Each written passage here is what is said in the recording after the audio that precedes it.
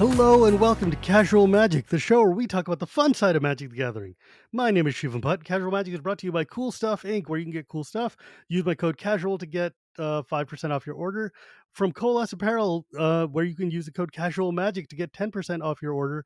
And from Archidekt, where they don't really have anything to sell, so you don't have a code for me to get anything off your order because there's no order to make. But they like me and I like them, and that's really all I need. These But intros, man, I swear to God. dope card layouts. Dude, I'm a big fan, but I swear I even pre-recorded an intro thing so I wouldn't have to keep saying this, and yet I keep doing that. But anyways, We always today, forget, so it's better than us. you know what? Like, yes, basically, it's gotten me into my habit of just this is now part of my intro. But today's guest, which you've already discovered because you're listening to a podcast and it's right there in the title, and also because he just talked, is Alex Kessler, my dear, dear friend, master of modern, head of a Kesco, and just a dude I like to talk to very regularly. In fact, we've been talking for almost an hour before I even hit record yet again. Well, first, hi everyone. I'm Alex Kessler. Yes, but that was a key strategy because last time I was on this podcast, we spent a good 45 minutes during the podcast before we introed the podcast or who I was or what we were talking about. To be fair, we didn't end up talking about whatever we were going to talk about because we just talked for 45 minutes. Who needs an outline? You know what? Overrated. When two people whose attention spans are shorter than the period on the end of a sentence run into each other, you're just going to get conversation time. I mean, look, that's why people listen to my Tappy episode, right? Like, but really, that's just Tappy talking at me and over me whilst I try to fight back gently. But that's Tappy, though. Like, I mean, we love talking to Tappy because she's the best.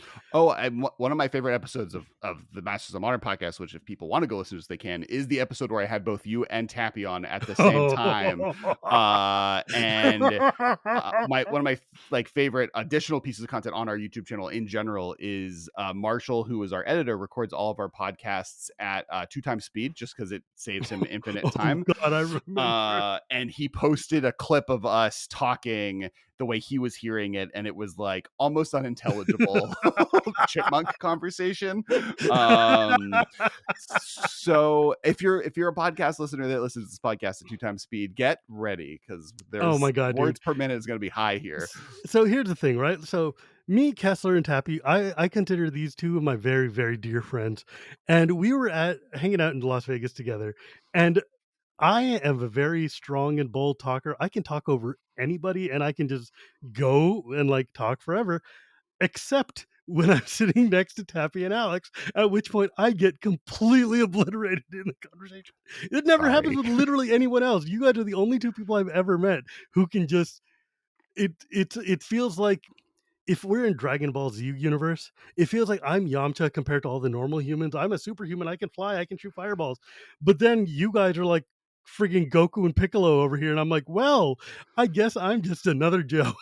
I did see a TikTok yesterday that was like, yo, everyone's hating on Krillin, but Krillin is the strongest human. Like Literally. every other person on that show that's stronger than him are aliens. They're from other planets or gods to that extent at this point. Like Krillin's out here still hanging with those guys and is a better dad than all of them. So like Krillin needs like, a lot more credit than he gets. Just, I mean, he gets the worst rap because, dude, that guy can fly. He can shoot a Kamehameha. He can charge his energy. He can do insane, superhuman things. If none of the Saiyans existed, Kuririn would be the star of the show by far and away. The guy is insanely powerful. Krillin was on Namek, like, surviving Frieza for an extended period of time, fought against the Ginyu Force. Like, yeah, I mean, he's fought and beaten or fought and like, I mean, he got them to a standstill at least, right? Like, spoilers for the Namekian saga from 1995. He does die against Frieza, which I mean, he died. To be fair, though, everybody dies against Frieza except for like Goku, right? Well, like Krillin dying is why Goku became a Super Saiyan. Super Saiyans exist because Krillin died. So, put some respect on the name. I'm just saying, like, you don't have a Jesus without the dude dunking him in the river, and Kuririn is dunking Goku in the river is all I'm saying. Yeah. Did we just I say can talk that about Goku is Dragon Ball. Jesus? Did we You know what, is that man? where we ended up on? I'm just saying, I'm just putting it out there. Toriyama knew what he was doing. In college, I can talk about Dragon Ball Z a whole lot because in Yes, we college, I w wrote an and we entire will. essay. I wrote an entire paper about, Goku, the Ubermensch nature of, Goku, and also, like, his Buddhist roots and the nature of him trans transmigrating, transfigurating himself into super mode, but also the inherent like self racism of Japanese people of being like, look, when he's normal, he's black haired, black eyed, flat footed, his hair is down and kind of spiky. Yet when he goes powerful, oh boy, howdy, does he become the whitest white man who's ever whited a white. And his eyes go light blue, his hair goes yellow. Let's be real here. There's something going on. But that is neither here nor there. Glad that like we never got Vegeta with a mustache going super because that looks real stupid. Oh, not Nappa? I there's, I remember as a kid people drawing fanfic art of Nappa no, trying to go there's Super official Saiyan. art now because there What? is the Dragon Ball Z trading card game Oh, has for him Christ's sake! has a Super Saiyan version of Nappa, so you can see what he would look like, and it's just like the biggest beard ever. So he does grow a full beard. So his Okay, mustache well, goes. good. So it's like a big. I think they even have him going Super Saiyan God. So it's like a big bright blue Oh, beard. for Christ's sake! It's dope. See, we back to trading card games. Look at that full circle. This is the dumbest thing I've ever thought about in my life. I mean, because I remember, oh my god, are you kidding me? See, He it really does exists. have You're like right. a big Thor beard. What is Yeah, going yeah. on? Well, like it makes sense. I mean, I guess you're just growing hair from somewhere. Yeah, Uh, hair that has is to show up.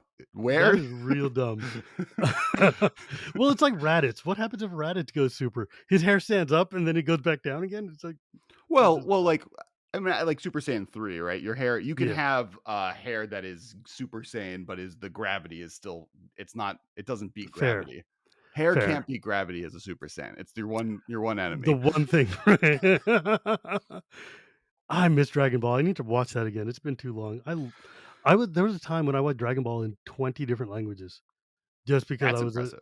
I was interested in seeing what the different dubs were like and also in practicing my linguistic skills. Mhm, mhm. But I also remember once in summer school, I was trading, tutorials for people and getting anime tapes from return, and I watched 6 hours of the Cell Saga in Chinese and, like, had Well, no back idea in what the was going day, on. if you I wanted mean, Cell Saga content, you got it however you got it. yeah, like, it was taped off of TV in Hong Kong or whatever. I was going down to China, the like whatever markets in Chinatown that like were selling bootleg VHS And tapes, and you bought you know whatever what's you could. wild? And And you know what's wild? We sat there and watched those damn things. I was watching Dragon Ball in Chinese for hours, oh, and it was the Cell Saga where there's entire episodes of Goku holding a fireball, Cell holding a fireball, staring at each other and talking in Chinese. I And you're like, watched what is happening? I Who watched all of knows? the Brawly, all both Brawly movies in Japanese. No idea what happens in Oh them. yeah, I've there's like seen no it all. subtitles, nothing. No, I've watched Nothing. them Yeah, though. yeah. They were like my dad not smuggled, but brought copies home from China uh that were not they weren't DVDs, they were VCDs, which were video Yes, I CDs, which remember were like VCDs. CDs that could have video on them. So they were like Yeah. the files were tiny. So it was like six It's discs like the size of that a he would get in DVD, but it Hong was basically Kong. just yeah. And I had a lot of those too. yeah, well, there's a ton of movies I watched that way. I think I watched basketball, not basketball, Basketball was right. basketball. Yeah. It's the baseball basketball South Park movie. Yeah, I watched all of that on VCD. Well, my parents were never gonna like take me to a South Park movie in theaters, No, so they're sure not. But no, it's wild though, because like, and the weird thing was at the end of that tape was the 5 episodes of Oh My Goddess were on there, and I was like, "What oh, the fuck?" nice, just like your And like, next. yeah, just like tacked in there the entire and I watched it all, and by the end of it, I'm just like this weepy, blubbery mess because it's such a beautiful show, and I'm like, "This is my favorite anime of all time," and I'm like, "But what the hell happened at the end of the Cell Saga? Why is Oh My Goddess here? Where's the rest of my Cell tape?" And my friend's like, "Oh, sorry, I gave you the wrong video." I'm like, "God damn it, but I love Oh My Goddess now." Did he Uh rewind? Did your friend rewind for you, or did you have to rewind that?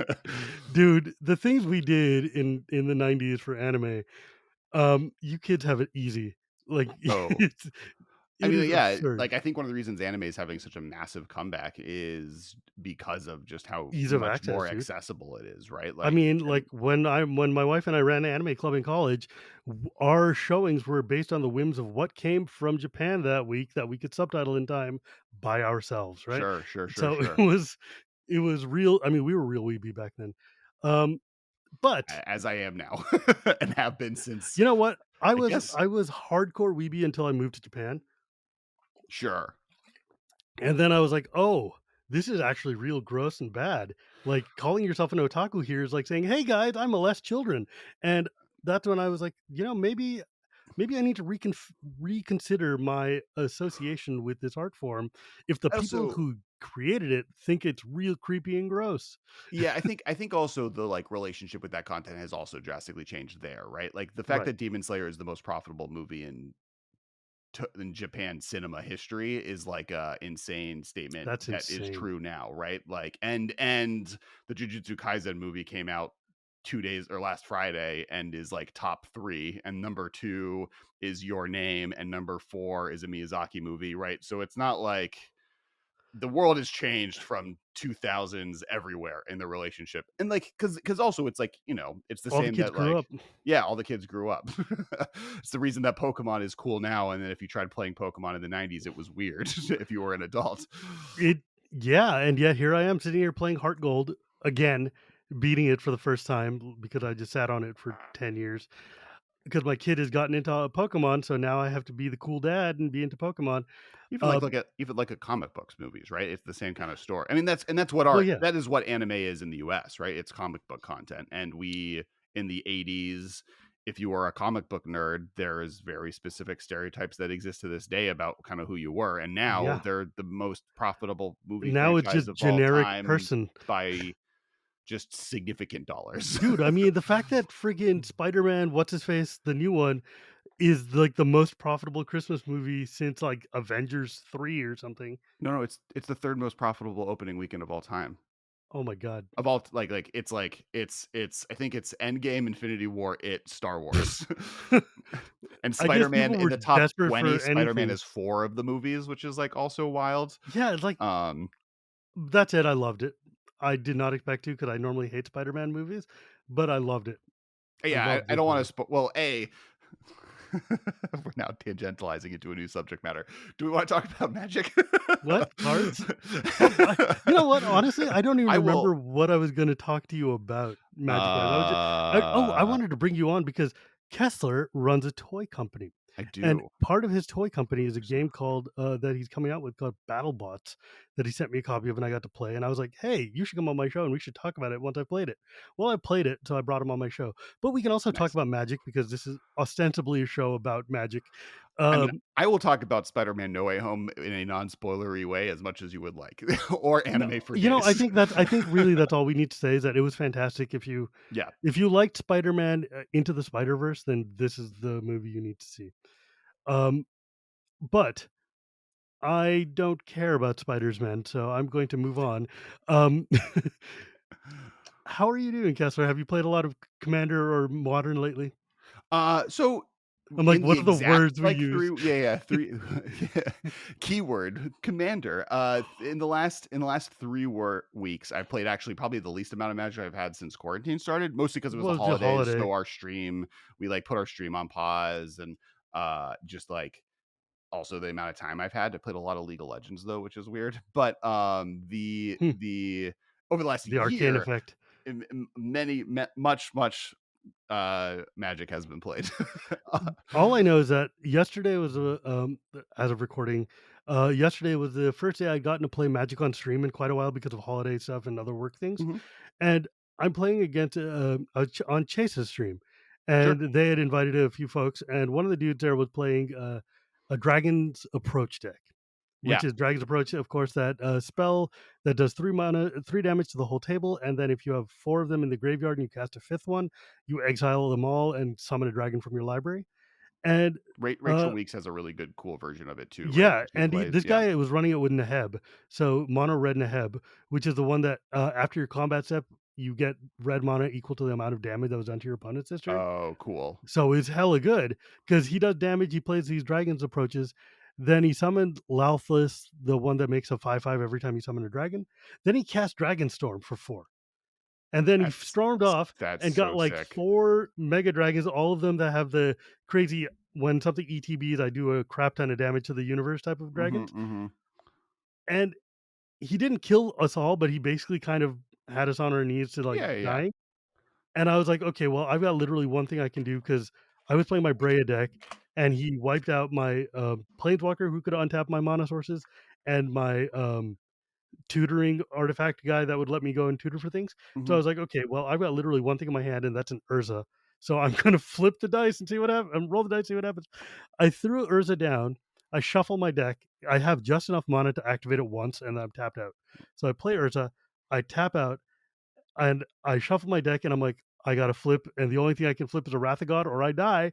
And I flipped the Wrath, and I was like, yeah! Oh, It nice, was nice. the greatest Oh, moment. I've seen this. Yeah, Oh, because I put it. There was EK. a TikTok of it, Yeah, not yeah, TikTok, yeah. like a EK clip posted that it was on put up. TikTok, right? Yeah, Yes, yeah. it's Yeah, hella yeah, good. yeah. That was sick. I saw I that was just literally like, today. 1, 2, 3, let's I was like, jam. "Wait, I, like, remember you casting an Urza and then having a" oh, right, okay, that was today. Because that video was awesome. Yep, And so yep. I'm asking, I was like, wow, I should talk to this EK guy more about content making because that looks really, really good. He does really high quality TikToks. It's he deserves a bigger following than he has because he's putting the work in for sure. Yeah, and I've Which decided I guess I'm gonna have a conversation with him about seeing if I can move some of these episodes onto YouTube yeah. Yeah, because yeah, like yeah. that's a dude who knows how to do the business, and I don't.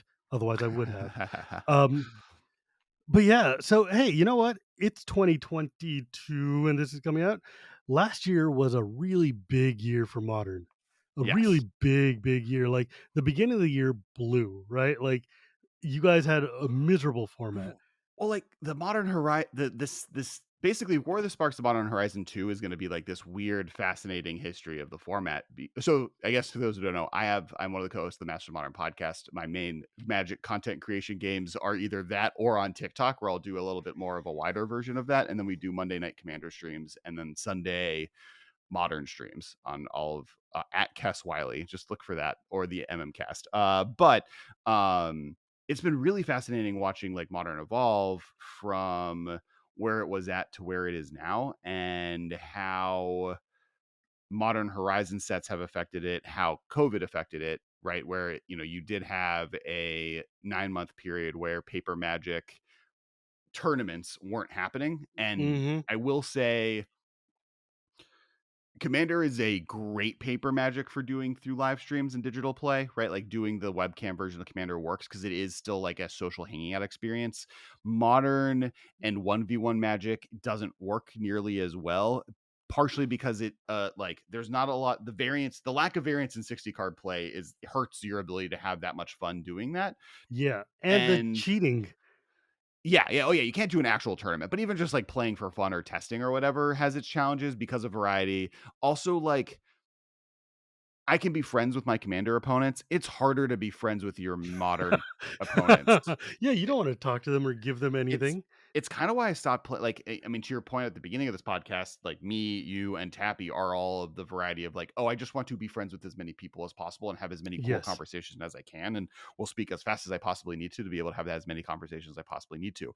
And Fact. a modern GP or tournament is me sitting down, meeting a new person, and having to understand that I am not going to be friends with this person by the end of this Nope. experience because either they are going to crush my dreams or I am going to crush their dreams. And like that's, not It's the always true. understanding though. That's your rule 25% of the zero. time you might actually become a friend with someone at a tournament I mean, you no, during you don't tournament become play. friends with them after one match. You become friends with them after like, oh, I've seen you at like a dozen tournaments, and now we know each other. Right, right, right. And so there's always that kind of problem. And then add that to the layer of like, oh, if my round goes long, especially since they canceled the lunch break, like from way back in the day, Oh, you're geez. like stuck not talking. You're like maybe you see one of your actual friends at a Grand Prix if you're playing in the main event, if you both happen to end your round early and you end up being near each other, so you find each other in the giant convention hall versus just going there to play in cool events and have fun. So like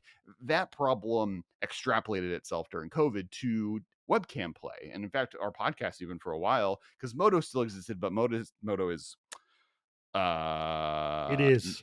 not the best. It Um, is a thing that exists. and at the same time, Arena happened, and we tried doing historic content. We did a lot of Commander content. That's probably what we ended up doing the most because we started our own Commander stream because we still needed to play Magic. Right. Um, and then that kind of ending with Modern Horizons 2 coming out and heavily altering the format at the same time that in-person paper play was allowed to come back to whatever extent that it's coming Slightly, back, yeah.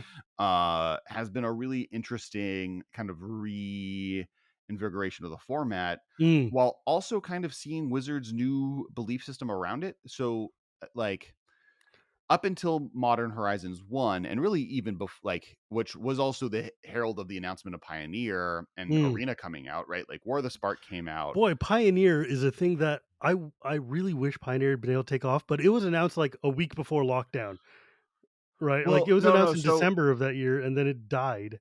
yeah, Pioneer got hit by a lot of things, right? The first Like, thing that hurt Pioneer was the fact that, like, oh, the mana bases suck in Pioneer well, too. no, yeah, well, that's a solve because it's not much worse than standard. That's solvable. It just means you can't do 5 color decks, which is probably a net benefit. Like I think Sure. Fetchland should be banned in Modern, anyways. Yeah, Hot but I take, think that, but like, give me um, the Ally Painlands at least, but anyways. yeah, but the like especially also now there's like a bunch of really powerful lands that were printed, but more the issue that Pioneer fell into was that modern Pioneer was announced after or like came out after Eldraine, right? Which like accidentally ended up being in the heaviest ban season in Magic history. From War of the Spark to Ikoria, you have more, and really War of the Spark to Kaldheim, you have more bannings in a 18-month period than in history, and that's excluding the fact that they decided to announce Pioneer with a rolling ban list policy, Oh where god, for the yeah, I first remember 4 that. months they would ban new cards every single week. Now, Yeah, the like point was for this to be a test format only on Modo, but that doesn't mean people weren't already excited by it. The moment they announced it, people are trying to build it. But it was like, oh, I'm standing on quicksand. As a content creator, I don't know what I'm talking about on a week to week yeah, because basis. you talk about it and 10 seconds later it's out of date because We have that a deck doesn't yeah, exist anymore. we have a 6-day turnaround time in our podcast versus it coming out. If we were to record a podcast on Wednesday and it was supposed to come out the following Monday, which is And there really was just no 2 work consistency of when they days, were dropping bans. the ban announcement would happen before the episode would come out. So it like from that perspective, sure, pain in the ass. But for players, it like there was just such a fatigue around bannings after Hogak and Faithless Looting and Bridge and Oh god. Karn getting Mycosynth banned into Arkham's Astrolabe, remember Oko, that? into Arkham Astrolabe, into Field of the Once Upon a Dead, Time, into Field of the Dead, into like Veil. Let's see. So, what? So, just looking through, let's see, because I'm looking well, at a page of all the bands, and and yeah, yeah. it's insane. Oko was banned, Opal, Lattice, Once Upon a Time was banned, So, I and mean, then Spirit Guide has been banned. Tybalt's oh god, yeah, Trickery. this year in February was the epic like hammer that fell on Modern in 2021 February, where Field of the Dead, Mystic Sanctuary, Spirit Guide, Tybalt's Trickery of all things, and Uro were just banned from Modern. And it's like, okay, well, we're gonna flip the table over. Right. So like in that time frame, you're gonna try launching a format where its entire existence is predicated on you banning a lot of cards over a time frame, and like then they realized their mistake, like banning too early, and they didn't ban Inverter with Thassa's Oracle. So they left like this like Oh my oppressive god, combo in it at the head of the format for 3 months or that was a for a year. cool deck though It was a very cool deck, but for it the like first like 10 seconds. yeah, yeah, yeah. It like it's not when you're playing a tournament that's the only match you're playing. In the same way that other cards Yeah. like Splinter Twin are cool but also oppressive. You Yes. then you so that Golos, so you have like cough. 9 months of that, and then COVID happens, and you're like, oh well, Paper Magic's gone. This format that already was like on its last leg before COVID happened, and so like it put a kind of a pin on it. But I Oh wow, I didn't even realize that bannings in Pioneer happened in 2021. Balustrade Spy, Teferi, Undersea Informer, Uro, and well, Blizzard's Wreck. because Pioneer still exists, right? Like Wizards hasn't given up on it. They So came out with basically, the Pioneer they banned Challenger the decks. inverter deck without banning inverter. Yes, yeah, yeah. And so the deck is still around. I think like Wizards is looking at modern in the because Legacy is gone. As much as it hurts me to say it, right? Like I love Mm. Legacy, but finding a tournament unless you have a very dedicated Unless you live in like location, Europe or like South America, GG. yeah, you're not going to find a tournament very easily. The decks are just so much more insurmountably expensive than they've ever been, and if you think that's bad in Modern, look at Legacy. And Wizards, I think, really appreciated that Commander, not necessarily Commander product, because now Commander product can go in the Commander, but like stuff like Battle Bond and Conspiracy would feed into Legacy. They liked having that premium, those like cool draft formats feed into their a format that people can play competitively, because it gives value to those cards that can be more tournament focused. Cut to now, where the only format that's like that is Modern, and they've Mhm. invented a new Modern that's meant to be like, this is the place for rotated Standard. And I think that's where Modern Horizons kind of comes from. And Modern Horizons 1 financially was extraordinarily successful. Modern Horizons Yes. 2 was also financially successful. And Yes. I and mean, but, putting fetch lands in there helped, putting all those retro cards helped, and the fact that Modern Horizons 2 is frankly just a fantastic set. Yeah, I think if you didn't have fetch lands in Modern Horizons 2, like, I think you needed to print fetch lands somewhere, don't get me wrong, but I think that set's still extraordinarily popular. In There fact, were I kind so of many like, cool cards in there. I almost dislike that fetch lands were there instead of just, like, printed in Zendikar or whatever, purely from the perspective of Cost.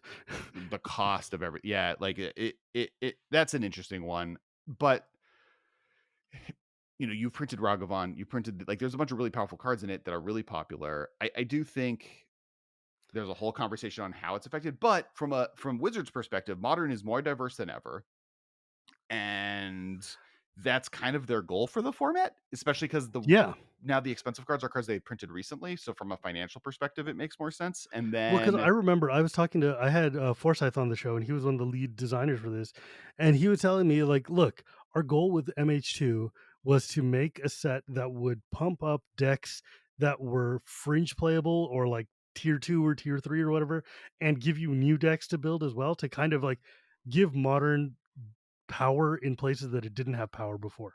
right. And I'm like, "That seems really reasonable and fair." Like, the fact that the Colossus Hammer deck exists, right? Like, or Esper Sentinel.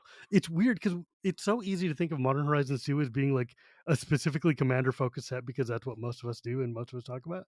But it's easy to forget that, wait, this set was made for Modern, and there's some busted nonsense in there. Well, Like, but like not even it's all Ragavan, but, over the like, place, right? Like, yeah, like Esper Sentinel is a good example where like people are like, oh, this is the second coming of white in Commander, but in Modern, it's like sees play all over the place. It's one of yeah, the it's more played huge. creatures. Or And Dragon's Rage Channeler. right, right, right. And like, but something that I think people aren't giving credit for is it actually slowed the format quite a bit down. Mhm. Like the format is significantly slower than it was because of Modern Horizons 2, because the one thing that it did was it printed extraordinarily powerful tempo cards. And tempo decks are generally a slower deck than hard combo or aggro, or it printed amazing removal, Solitude, Prismatic Ending, Mm. um Unholy Heat. Fury, Unholy Heat. Like these are some of the most played removal now in the format, and all of it is slowing the format down, which the Modern needed. Right, there was a period where it was like so aggressive and was really like the conversation of like, is Modern still a turn four format? Was a question that wasn't really hadn't been true in a while, which then made a lot of cards on the ban list look really suspect. Mm. And but now I think we're back to the point where the interaction between counterspell and force negation and these cards allows the format to slow down a bit in a way that's really healthy. Now, do I wish all of the elementals were rares instead of mythic rares so that they weren't $80 a pop? Yes, Dude, all I I know do. is I sold a pair of Solitudes and some other crap at GP Vegas, or not Vegas, not GP, whatever, and I bought me a Beta Soul Ring with that. Right, right. So Solitude is, I mean, I'm sitting there going like, "Man, I wish I hadn't sold Solitude." It's a great commander card, but also Beta Soul Ring. Yeah. So, And like and part of the reason I think Modern Horizons 2 is happening is Wizards is putting a lot of effort in making standard cards cheap, right? mm, The mystical archives make it so that there is not a single card from Strixhaven that's worth anything. that is the goddamn truth. So, Like, this whole year of cards is wild because, like, I was opening, even just Crimson Vow the other day, mhm. and I was like, "I don't know what I'm looking for. I just have a box of this because I randomly do." And I was opening it, I'm like, "Crap, there's, like, nothing worth anything in this set." and that's great. That's great for the masses who wanna play, Yeah. but it's also like, "Oh, there's, like, no Well, value." partially also because the collector's edition exists, right? Like, the Right, value is no longer in the regular rare, it's in the full art foil version, which is good. Like, but there's also so many full art foil copies of everything floating around now, right, right? right, right. Like, I'm a firm believer that you want the value of the cards you're playing in the weird alternate art premium Oh, editions, I not 100% agree. in like, if someone can buy a standard deck for $20 because every card that's expensive, the versions of those that are expensive are like weird foil ones you don't need to play, that's great. Yes. And so I think that I mean, I co-sign that 100%. but on the other side of that it does mean through those sets, Wizards loses reprint equity, blah blah blah blah blah. Reprint Yes, equity, reprint right? Like yeah. there's a reason that Tarmogoyf was in every modern master set for a long time, and that fetch lands are kind of saved for specific sets to make them a big deal. Is you want people to buy packs, and to buy packs, you need cards worth opening in them. And now with Solitude and Ragavan, because like Tarmogoyf is a $20 card. Yeah, I was just about to say, I'm like, what world think about the fact that we're living in a world where you can get a Goyf for 20 bucks. and Like, and I and remember it's when I started, it was like 80 to $120, right? Like, Goyf is what it was the chasest of chase cards. Because I remember I cracked one in a pack of, Modern Masters 2 or whatever. I got a foil one and I traded it for a foil Crucible Worlds back when that was also very expensive. And because it was like, holy crap, this is like the most money I've ever held in my hand. And now, and there's like random commander commons that cost more than freaking, right. Tarmogoyf does. Well, and it's not like people always like, oh, because it's Tarmogoyf's bad now. It's not like Jund No, is it's still 3% of the great. metagame, and That like card there's is another nasty. It's still good. 2%, like 5% of the metagame is playing Tarmogoyf, right? So it's not like it's outside of modern, and that's about where it's been for a long time. It's more just like they've reprinted it 10 times, and there's other harder to find cards that are worth more that are more necessary for more decks, like Ragavan, like Solitude. Yeah. And so it's kind of put itself in a weird position where it's less expensive, which is good. But Wizards also needs the Ragavans now, so that next time they come up with Modern Masters 5 or whatever. Well, I don't know how many Modern Masters. I should know how many Modern Masters. I have a podcast called Masters of Modern have come Modern out. Masters, let's see, I there think was we're on three so MH1, far. MH2, then there was, Internal Masters, then there was I think there was Iconic, Modern Ultimate Iconic Masters, Masters, Ultimate Masters, Double 25th Anniversary, Masters, Double 25th Masters. Anniversary. There's been 3. There's been 3 Modern Masters. So if they come up with 4, Ragavan will be the face card. The other cool thing about Ragavan, which I adore about the card, is that finally there are red mythics that are cool. Yes! Holy crap, because for the longest time, the only thing we would get is reprints of frigging Comet Storm. Yeah, Kiki Jiki and Comic Store, and where the mythic rares for Modern Master are for Everything, 1, for and then everything. 2, they did have, the Praetor, right? They Oh, yeah, had Urabrask. Urabrask, and then, but yeah, It it's was it a was the sad. There world was is a no better good place. like, look, Red has been the home of budget Magic for the longest time, and that's great, but it also means that all the red cards that are rare and stuff are weird and suck, Well, I think that's also partially due to a color pie issue for red that has since been solved, right? which is, "Hey, we can draw cards, it's okay." Well, yeah, that, but they like, the color pie of red since 2014 has ballooned in a very cool way. The fact that there's a lot more artifact synergy, there's a lot more exile synergy, there's a lot more discard synergy. Like they started leaning into the other places that feel red, and you end up and treasures are obviously a huge thing now. And so Oh, yeah. that's they finally figured out how to do rituals in ways that like can be net negative in mana but still good. Because Mhm. the problem forever was like if you just make mana immediately, this card is either broken or terrible. You either have like literally one mana makes two red mana is too good to exist in modern, but or you have like sacrifice three creatures, make three red mana. So like you have to find a balance. But treasures allow you to just like have that they have red have fast ramp, and it's What such do a you great think would tool. happen if Dockside was legal in Modern? Nothing. Cards unplayable in modern. Oh, because there's no artifacts on the other side, I guess. Yeah, it's the power of Dockside is two. One is just like enchantments artifacts are not more common. They are more common in Commander for sure. but also because it's multiplayer, so the Mm. multiplier Right, on right, it right, of is course. so much Because higher. Dockside in a normal game of Modern would probably yeah, it would probably do jack all, wouldn't it? It would do, Like like, like nothing. like, the joke is I need my opponents to have 5 artifacts, and Ragavan goes infinite accidentally, right? Fair. And I have 3 people that just need to have 2 like, 1.5 artifacts, and I now can probably go infinite. If I have Ragavan in not Ragavan, if I have, Dockside? Dockside Extortionist in Modern, it's like a sideboard card that doesn't stop your opponent, right?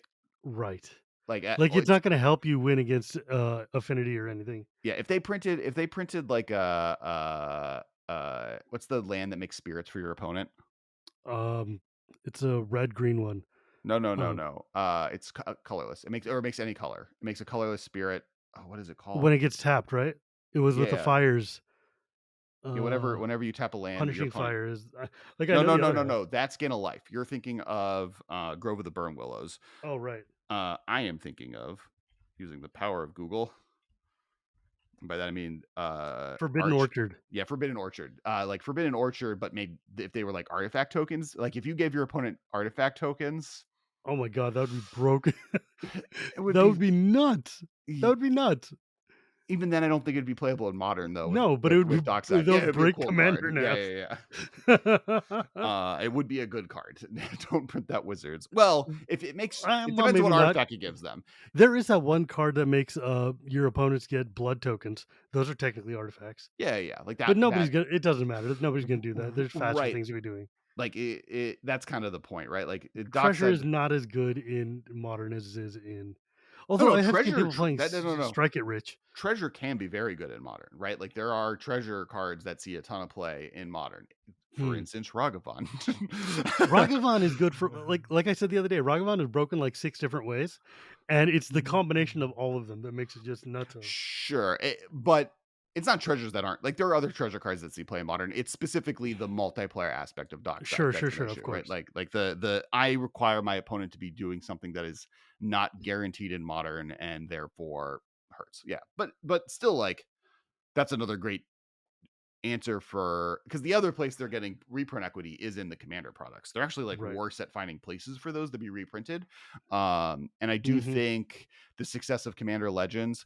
So kind of the final point to like what Wizards has realized that they have with Modern Horizons is that I think that moving forward, draft environments are going to either be Commander Legend sets or Modern Horizon sets. As we're seeing with the fact that the Lord of the Rings set is a Modern Horizon set, it's printing into Modern. Mm. And then we're getting the next Dungeons and Dragons set, which is going to be a Commander Legends set.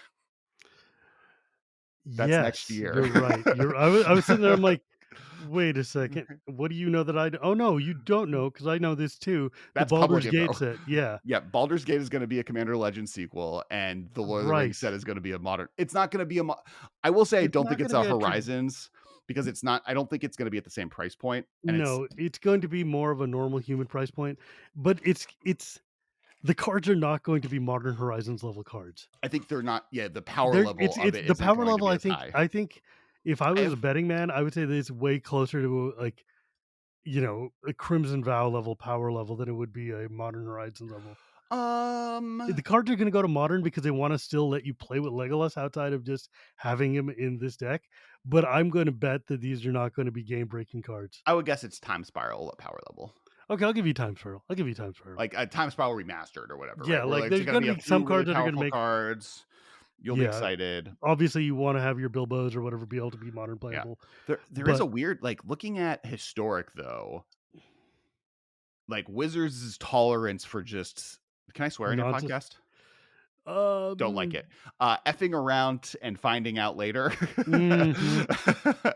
uh You're right, they're definitely pushing the envelope here, especially since with the Universe of Beyond stuff, they're definitely showing that they're far more willing to do nonsense that's interesting than otherwise, and I think they're like, "Look, if Modern gets out of hand, we can ban cards in Modern." Right.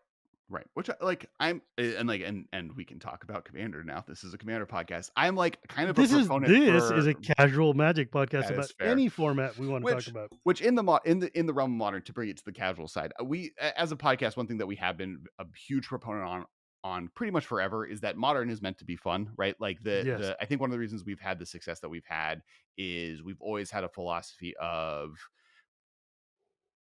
most of the people going to play modern in a modern tournament, like you're there to have an enjoyable experience, Yeah, play you're the there deck because you you wanna play love, modern, play not something necessarily that's because you really wanna fun. win. Right. Like we had Nikachu on, like he top 40'd with Merfolk. All right. Like that's commitment. In fact, for some reason we had like a 4 week series where we had the top like four Merfolk players in the world on, or not the maybe the best, but like the like Prominent? largest Merfolk content creators. We had Prof, Nikachu, and then Corbin Hostler all on day at like in 3 weeks in a row. It's like, why am I doing a like You know what's symposium on funny as hell? Merfolk? You know what's funny? I was thinking about bringing my modern deck to Vegas to play, and I found that I had my elves deck, and it had already been pre-sideboarded with, like, technology from 2015 or whenever the last time I touched it was, and I was like, "Oh, I am, like, 100 years out of date with this deck, and I will just die if I try to play it." I would say that elves probably could make a comeback Yeah, right elves now. are probably, like, resilient enough, like, especially with the devoted druid, vizier one, so it's just find your infinite combo win. The fact that Plague Engineer is just so much worse than it was a year ago or 2 years ago makes I hate elves a that card. lot better, right? Yeah, like it got helped a lot by a Lurrus just existing. Weirdly enough, elves is benefiting from Lurrus.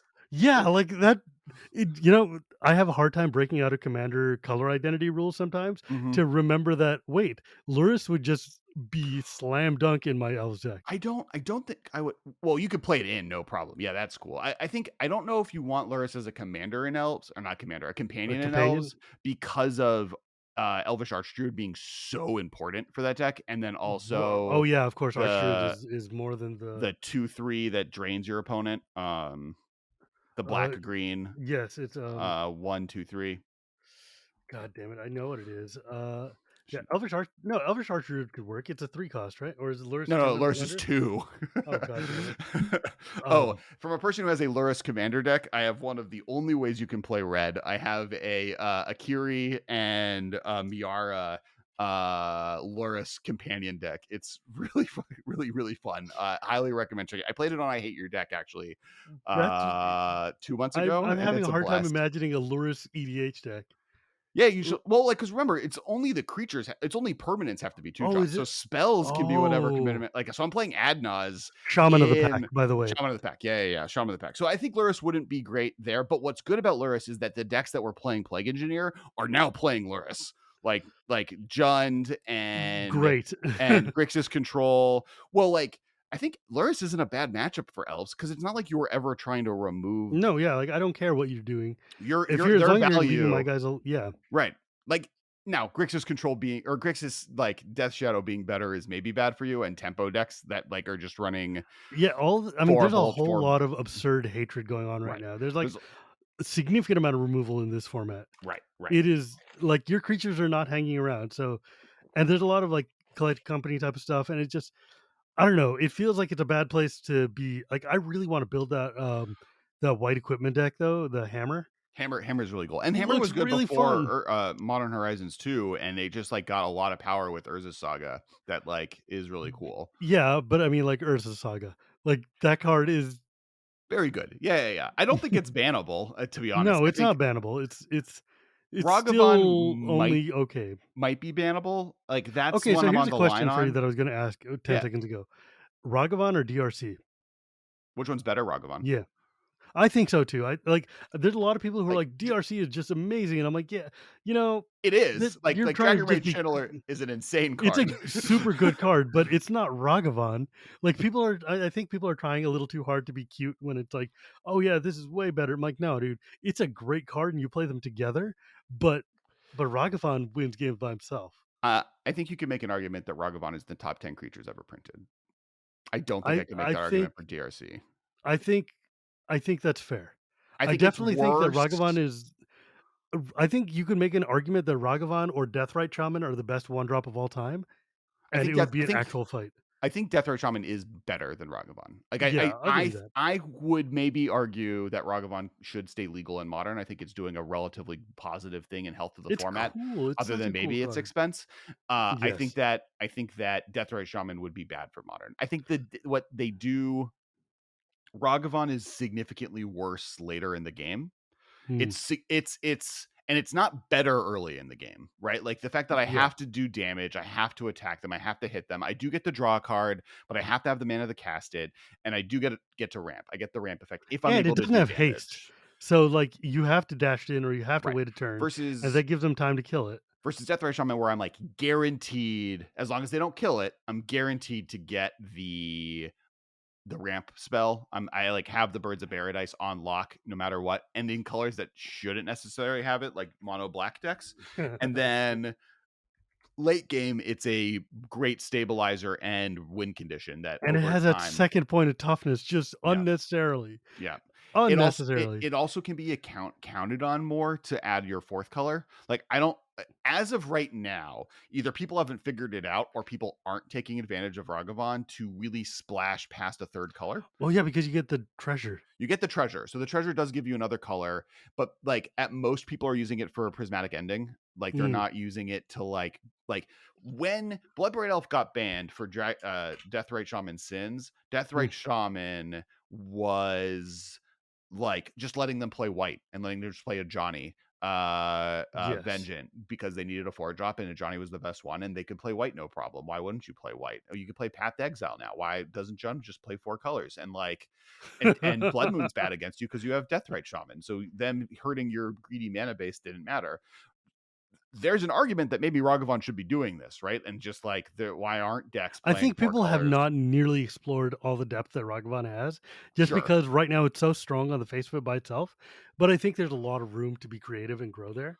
And And somebody's gonna figure it out and it's gonna be disgusting. right. And some of the point is like you don't need it, right? Like Yeah, it's just like it's good. you don't need the fourth color because the 3 colors or 2 color decks are strong What's enough. wild to me is Fury being good, because when I looked at that card, Fury, of course, is the elemental that if you pitch a red card, it does 4 damage broken as you want against, like, creature or planeswalker, or 4 damage, yeah, divided as you want among creatures and planeswalkers, and I was like, "That seems really bad," but You I'm thinking from a commander perspective.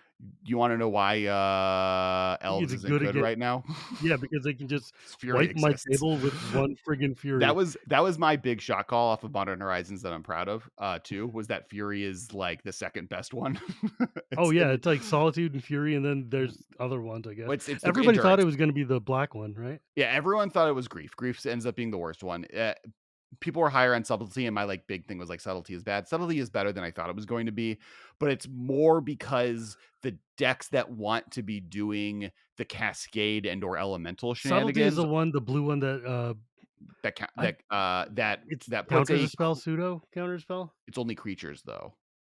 Oh, creature or planeswalker. Yeah, yeah, yeah. So That's it's not weird. any That's such a spell. weird card. So subtlety is seeing play, but it's seeing more play because elementals is a blue deck and the cascade decks are blue decks. And Mm, so it's the one in the right colors to right. play in the decks that want to play Okay, either I an need you to elemental explain or to me or cost. why the green one is getting so much play, because I don't Well, understand that at all. it's like amazing. Endurance, that's the one that's, Well, you it's put all your cards from your graveyard onto the bottom of your library. no, it's opponent. It's a target Oh, no, player. it says target player. So, So it's I graveyard guess hate. I just don't It's understand. Oh, it's it's just graveyard hate? Well, like base level graveyard hate. It's just free instant speed graveyard hate that you could do in a response to a persist, which is the reanimate Mm, trigger, or dredge or whatever. So like just right, instant okay. speed free flash graveyard hate is always going to be decent.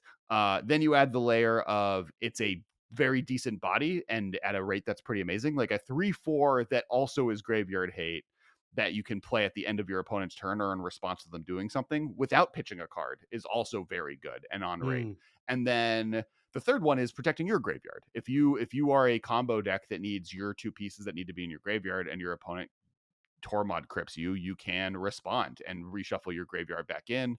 There's also like, all of the Teferi like combo. You get into like the more versatile side of shuffling your deck, which like not amulet. What's the 1 mana artifact that shuffles your graveyard and you gain 4 life?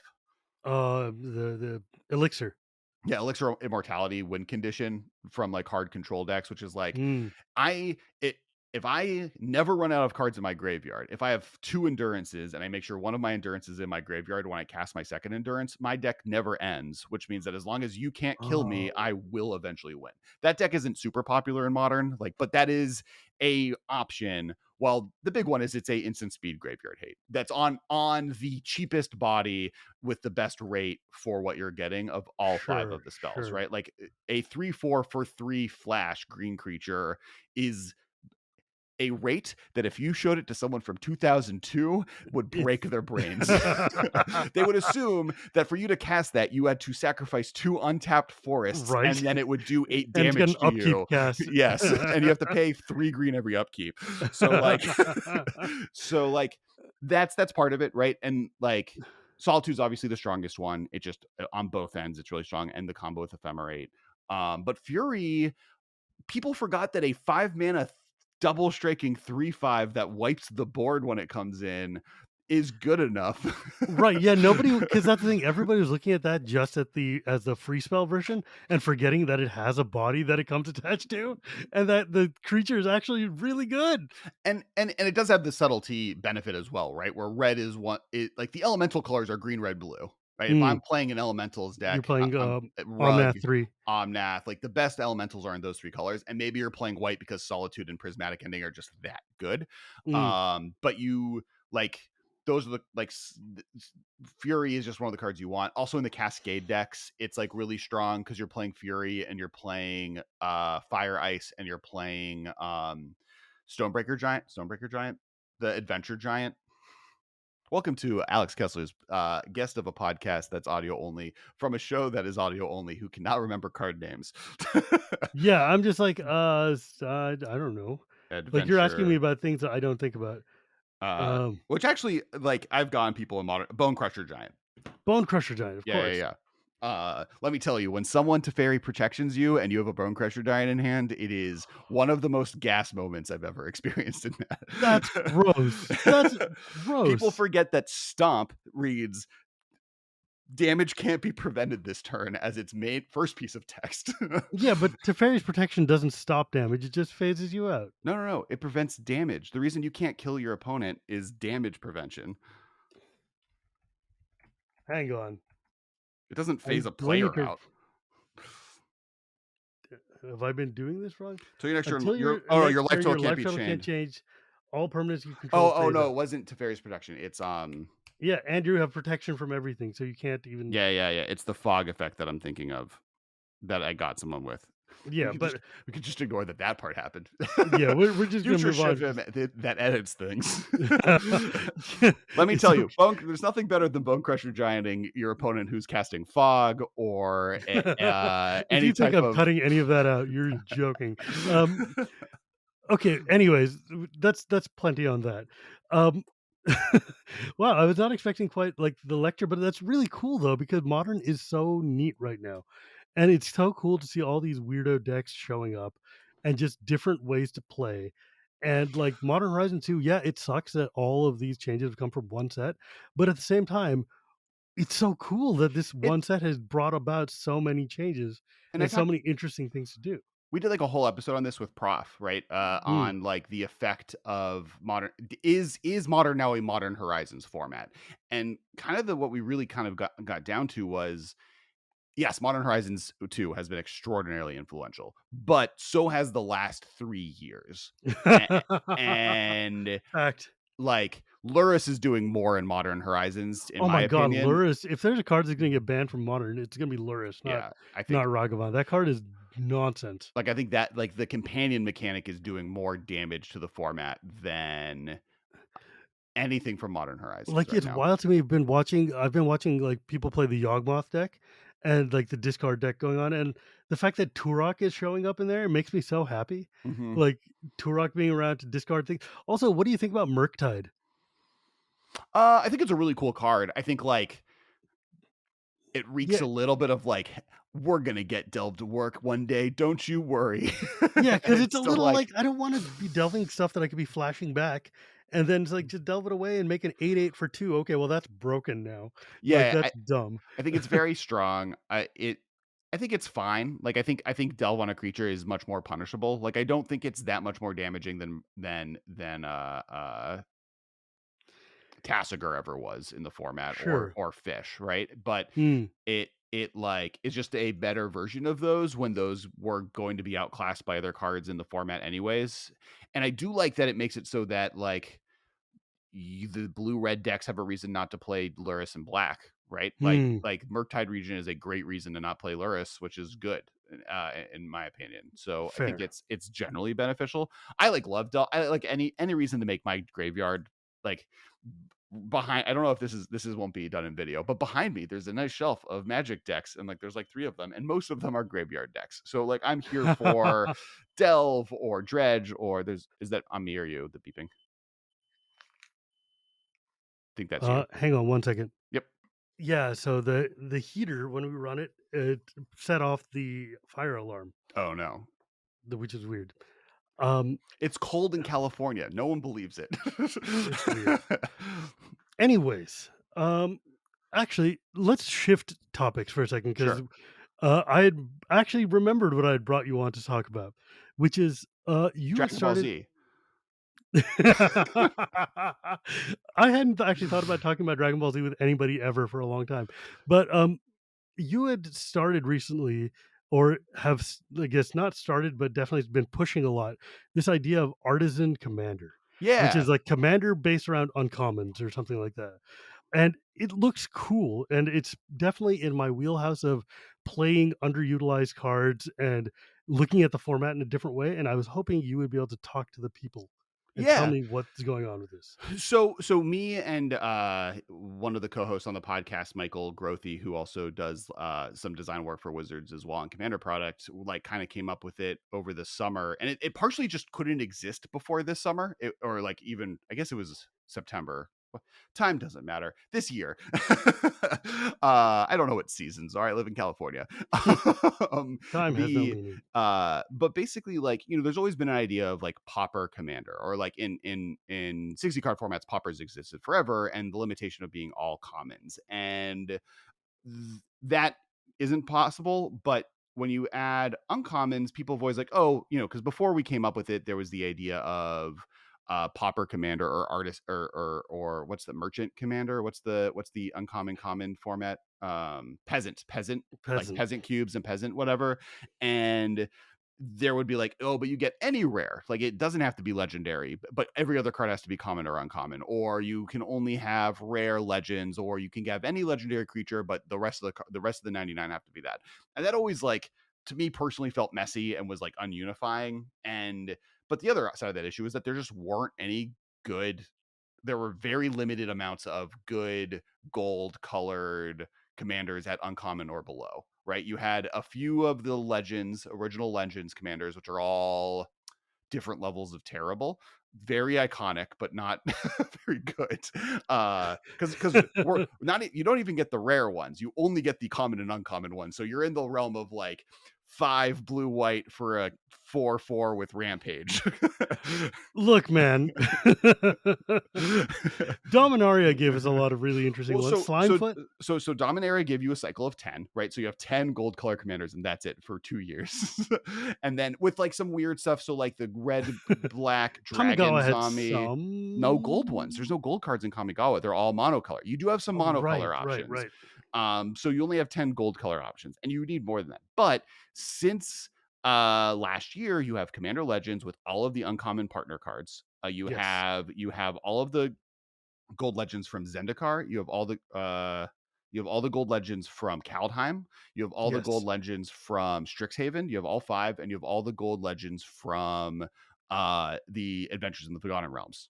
Hmm. So you have 4 to 5 sets and Dominaria of sets that each have a cycle of 5 to 10 uncommon legends. Plus, you then do have a library of like weird downshifts, like Bladewing the Risen, I think, is an uncommon. The black Yes, red because of zombie, one of the master sets. yeah, one of the master sets. You have Kamigawa monocolor legends. You do have some random ones from legends. There are 3 currently legal because of online Magic the Gathering online master sets legends cards that were downshifted to uncommon. There's let me just I have there's a Discord for Artisan Commander that has all of these things.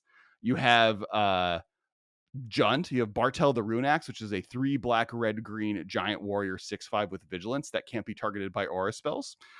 You have Lady Evangela, who is a Esper white, blue, black Lady legendary Evangela is creature, awesome. human cleric. She's one of the better ones, right? Like there are a few. Prevent all combat damage that would be dealt by target creature this turn for a 1/2. She is a that if you want to play Esper, she's your only option, and she's decent.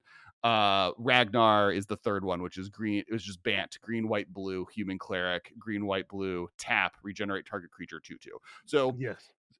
two of those are actually relatively decent. Like if someone sat at a regular commander table and played them, I'd be like, is that good, or do you just own a Legends card that's dope, but like totally serviceable? And then Bartel is bad, but gives you Jund. So, but otherwise, you have a ton of 2-color options. You have, I think, 10, 6 to 10. There's like 2 of the colors only have 6 because they literally don't have another printing anywhere else. And they don't have, they're the allied colors. So they don't have a Strixhaven legendary creature at common or uncommon.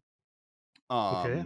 But you now have a library of a ton So of you have different commander so you options. basically have a choice of commanders. Okay. Yeah, you have a library of commander choices now. So for the first time ever at common and uncommon, you're no longer stuck with only one option per color combo. Mm. And when we kind of realized, they're like, okay, let's build decks. Let's see how this plays. And the format plays much more similarly, like I think people are looking for when they're complaining about the huge power level swings and wanting to get back to the old school feeling of Magic, because you aren't dealing with a lot of the mythic rares and rares of the last few years or ever.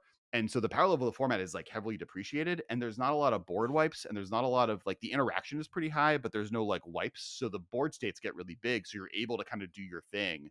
Mm. Um, I have a Vega deck, which ends up being a self mill. Vega's the one blue white, the Azorius Play bird. something. Whenever you play Yeah. something from not your hand, draw a card. And so it's like a flashback, self mill, foretell, aftermath, like all of the different flashback variants that have been printed over time, like version of the deck. And it's like really fun. There's a bunch of really cool commanders out there, and it's like a cool brewing challenge that does like open the format a lot. And it's the other thing is just like insurmountably inexpensive. Like Yes. there's like a few random ones that are like weirdly like legal, like Mana Drain is a legal card in this format, and Force of Will is a legal card in this format. But you don't have to play with those cards, and B, when you like, even if you do, your deck is still less expensive than most regular commander decks because it's the only card over $1 in your entire deck. I mean, the thing is, though, I like it just because I like having I like f- one of the problems with Commander that I have is that Commander is such a wide open and broad format, and it narrows itself down because of the way people play into being very siloed into super powerful things. So I like to have ways to play Commander that limit your options and shrink the pool down to a more manageable size, both for deck building consideration and for just creative challenge. Right. Like that's why I love playing Boxing League, for instance. Like single box, build your deck out of this, make it work, or like things like Artisan or Pauper Commander that force you to narrow into, or like Mhm. Dollar Commander where you can't play any individual card can't cost more than $1 Right. each. Right. Like I The pro love that kind of thing because it forces you to look at the format in a very different way and start doing what I think the format was intending, which is playing garbage from the back of the store's bins. Right, and that's what this feels like, right? You're getting to play with a lot of draft. You're getting to play with a lot of Yes, cards that you may be really fond of, but you don't get to play in regular commander because it would never make the cut. Um, exactly that. and it like and like different cards like Ancestral's Chosen, which is, a 6 mana gain a bunch of life card, would like rarely ever see play in regular commander, but is a house in this format. And you get it's I don't even know that card. 6 mana for a white 3/4 that when it enters the battlefield, gain a life for every card in your graveyard. What the hell is that? Ancestors Chosen. Oh, Ancestors Chosen. Yeah, Yeah, four I've four never four even four. heard of this card. It's Oh, from and it has Judgment. first strike. Yeah, Yeah, it's four like one four of the for best. 7. Yeah, it's one of the best cards in Vega, partially because Vega's doing like blue 8 reanimate things, right? So you're Mm, you're you're using it as a reanimation target. what a Um, weird card. but you get to Wow. stabilize with it. So yeah, there's just like cool cards like that that you would never play in regular commander, but like are because like in regular commander, I could be playing Elish Norn instead of this card. Right.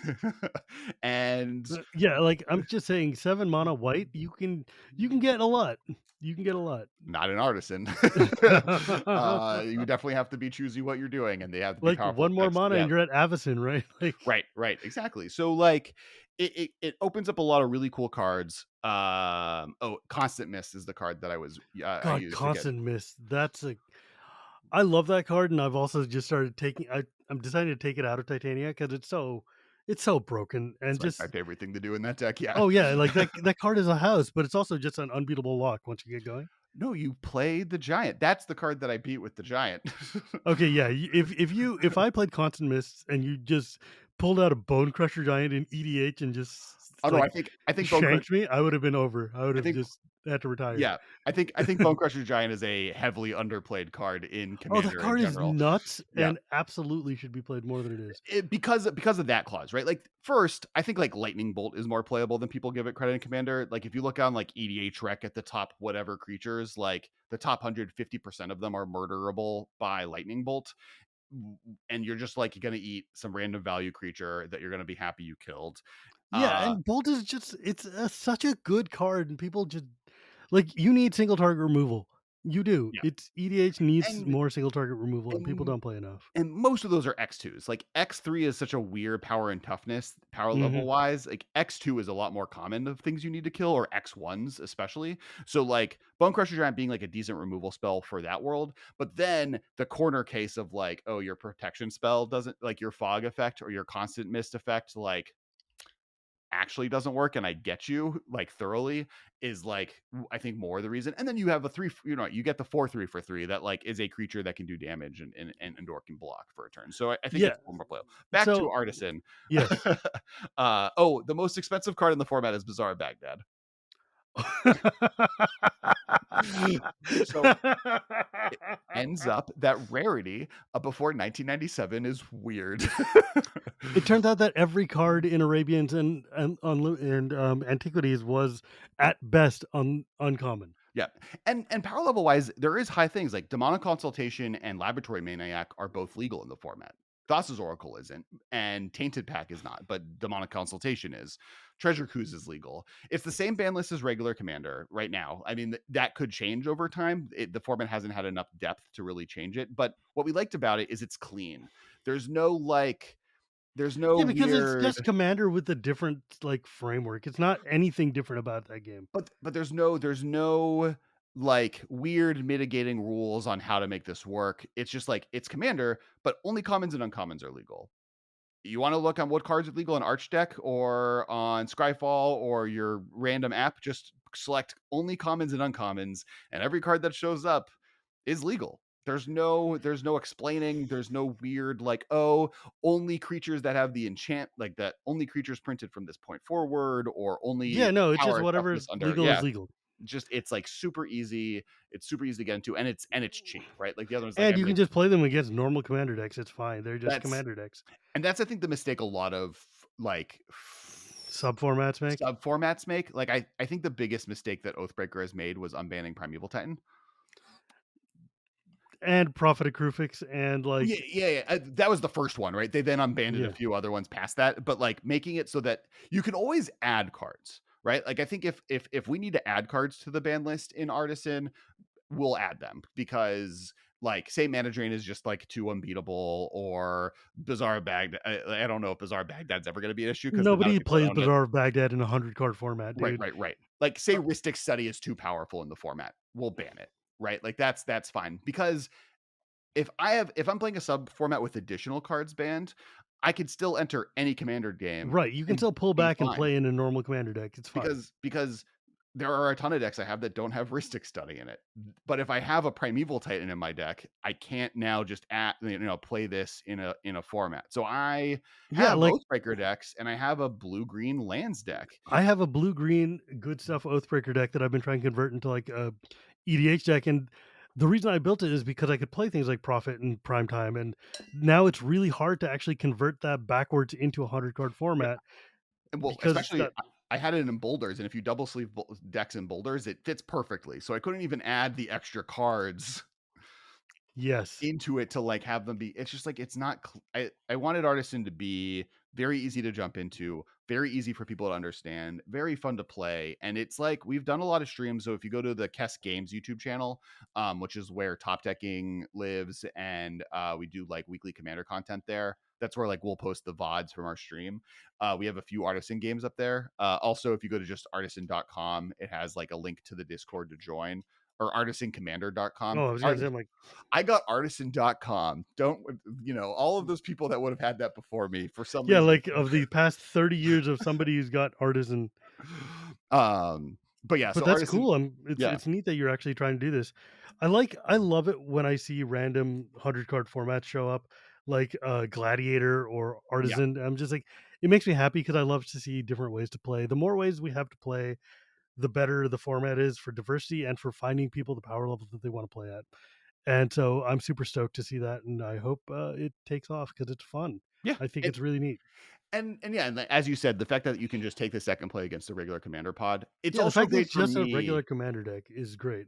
Like it's great for me because I often lean on a more power level spectrum. Like I hang out in the like 7 to CDH world more than I hang out in the power levels below that, and it's often very hard for me to get down to that power level just because my favorite cards are powerful cards. And this is a great excuse for me to have a deck that does just automatically exist at a 5, right? Or at a 4. And honestly, Vega, like when I've taken it to regular commander tables, is closer to a 3.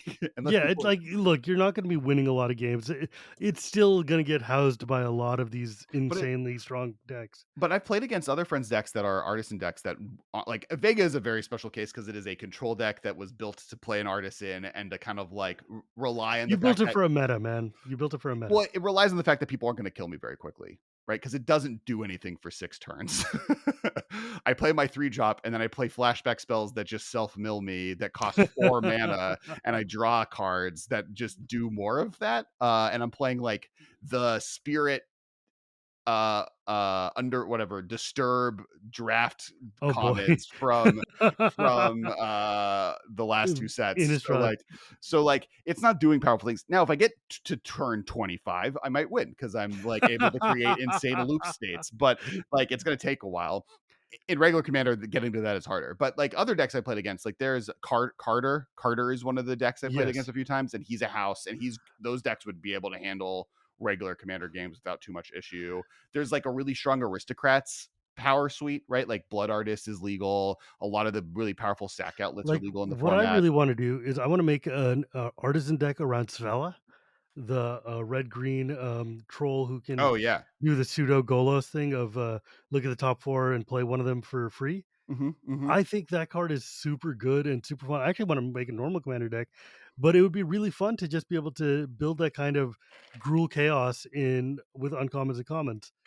And I Yeah. think it's totally doable because she's such a house by herself. The one thing I will recommend to people building in the format is like make sure you include win conditions on purpose. Yeah. It's very easy to like there's a lot of very good removal at common and uncommon. There is There's a less things ridiculous that just amount of good. there's less things that just murder people. So like having either a commander that you like know how to build into a win condition, or having win conditions in your deck is something that I recommend. Because the one thing is this is a format made for people that miss the days of 4-hour commander games, right? That like are looking for, I want to hang out, sit down with my friends, have a good time, see if this deck works, but also like spend the next 3 hours trying to figure out how this game Yes. goes. It's Just not spinning my wheels and trying to make something happen. right. The power level isn't like there are some wins, like, as I said, demonic consultation, laboratory maniac exists in the format. Demonic tutor is legal in the format. You could make a blue black deck that just is like trying to CDH people out. Hmm. That deck will win quickly, but it does have to deal with way more counter spells than normal, or like way more interaction. And laboratory maniac, I mean, this is the argument for Thassa's Oracle being banned in Commander versus Lab Maniac, right? Is that like Thassa's Oracle exists only on the stack as ways to stop you from winning, versus Lab Maniac, where like every lightning bolt under the sun kills it. So you can stop the combo from going off, versus this 1/2 that only blue can interact with to stop anybody from winning. And like, and 3 mana is significantly more mana than 2 mana, but that's true in Artisan, right? Thassa's Oracle isn't Mm. legal. there's way more removal, so that combo is a lot more answerable. People forget that, like, Pestilence is a common. Yeah. There's sick cards, right? Like, Yeah, this is not a that's the other thing that's nice about being uncommon and not just straight popper, which is common, is you get a lot of the really cool, um, draft limited flagship cards a that, lot of like, build arounds and stuff. yeah, the stuff that, like, in limited, you're supposed to like, "Oh, this is the 4 mana enchantment that I'm supposed to go down the warrior path in, Goblin this Slide. format." Yeah, Goblin Slide, that I'm never gonna make work in Commander. This format, it's like, "Yes, just build your whole deck around that, go for it, have fun." Yeah, I love that. I love like, I really miss block constructed a lot because I think that these sets are built around a block mechanic to support that mechanic, to build cool decks out of that mechanic. And like Boxing League or Artisan or whatever, forcing me to be able to use block mechanics is fun because I love block mechanics. I love playing decks that synergize really well. I miss So yeah, I miss blocks I so miss it much. so much. I miss, like well, I miss the congruent, like, Like I miss like playing a heroic deck from Theros block, right? Or like playing I just miss, like Enchantress I or wish I got something. another set at Strixhaven. I wish I got like, I loved Innistrad's return because I got even though, like, the second one's power level is super low, like, I love that we got a congruent story that had a finish and end, and, like, there was a 3-month time difference between me learning what was going to happen and got to spend time on this plane. I hope that they've learned somewhat of the lesson of the last few years, and it feels like they're not sticking to a defined moment It that they do feels this. like they're like more willing to do cohesive 2 sets in a plain row. yeah, cohesive sets that link together. I mean, we all think double feature is stupid in terms of the black and white and just fusing the two sets together, but it also leads me to believe that these sets were made to be played together anyways in the first place. We don't all agree on that. I know I'm maybe on a small island by myself, but You are definitely alone on there. I think if they here's hadn't just grayscaled the whole thing and just done such a hack job of throwing it out there. well, okay, so that's there's the line. I don't disagree that the, like, all gray scale version of the set makes it super hard to read, and that's a problem. Fine.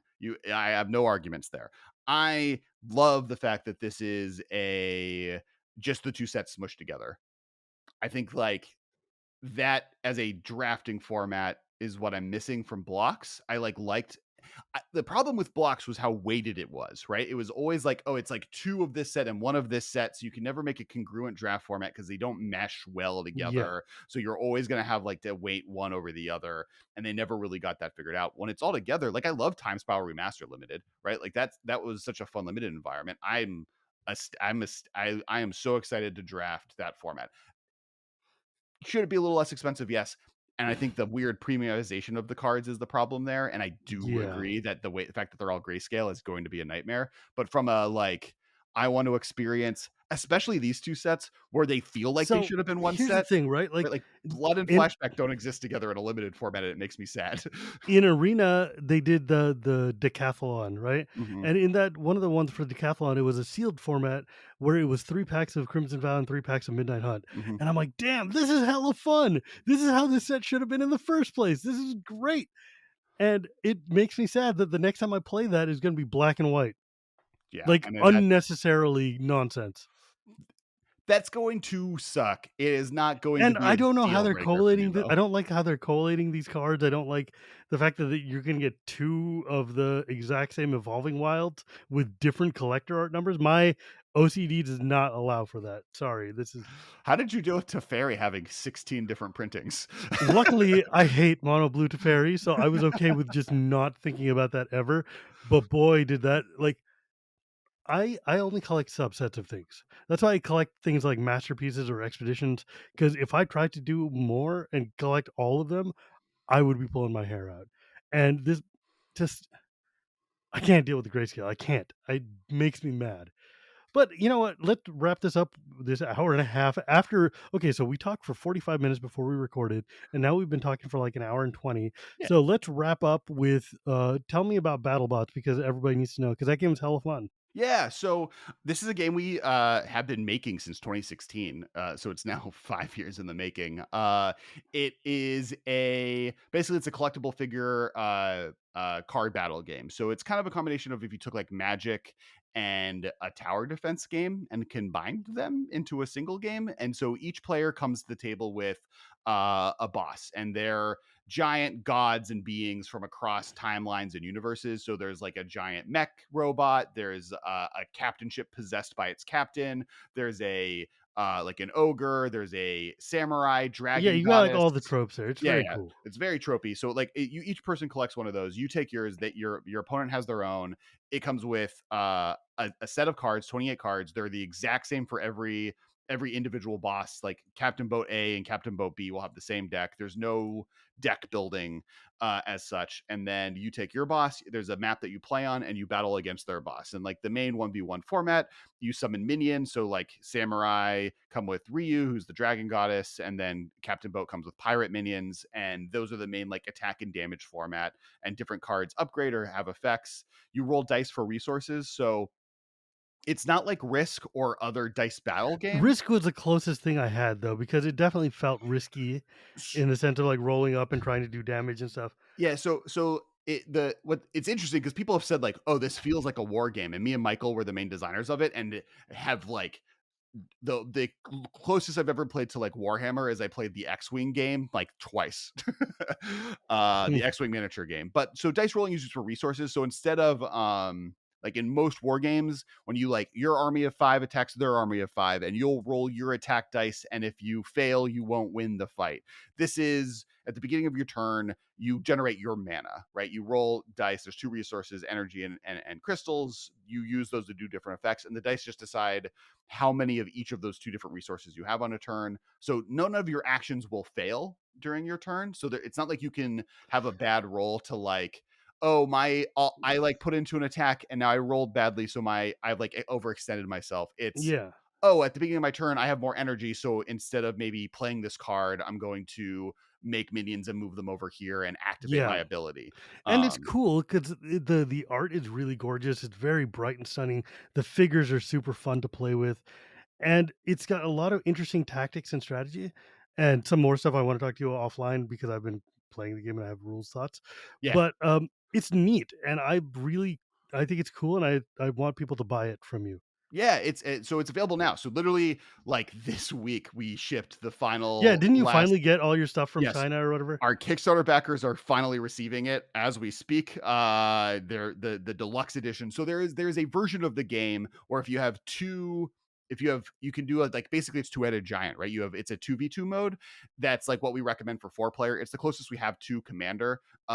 You can play free for all, but it's not really balanced for that. And instead of trying to attack and destroy your boss, you're trying to attack their base. It kind of plays a little bit like League of Legends, and the deluxe version comes with like extra pieces to make that game even more, where you get neutral monsters that you have to kill in the middle of the map. But it's my favorite way of playing, and you can play without the deluxe edition. So if you just have 4 bosses, we have like guides on our website on how to build that map.